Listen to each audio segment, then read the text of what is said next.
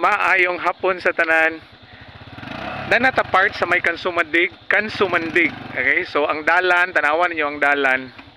And kaganina dili ko maka-video kay kita may videographer aning atong kauban no gasakay tag motor atong gipakita no ang tibok nga dalan.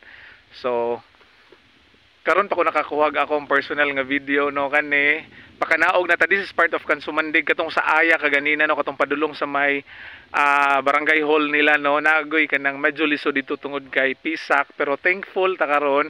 Thank you Lord kay at least no mapanaog na ta sa gym sa may Kansumandig, and then wala gaulan but then tag-om na no, so nay taligsik ginagmay pero so far malara gyud ang dalan. Okay, tanawa. So kaning diri nga part lugsungonon gyapon lisod-lisod gyapon siya because tanawan ninyo ang batoy nani atong agian, and then dili kay siya makita guros maklaro sa video, but then sa actual lisod ni siya paagian og ganang kaning motor no, kinahanglan mangita kag kanang target nimo or kanang imong subayan sa ligid sa motor kanino pathway siya pero kuan siya kanang nanay part nga nangaguba na siya. So dito sa may aya nga part Kansumandig di ay no, Kansumandig katong sa unahan ani medyo lisod-lisod gyud pud siya. Okay, so thank you Lord no for safety travel.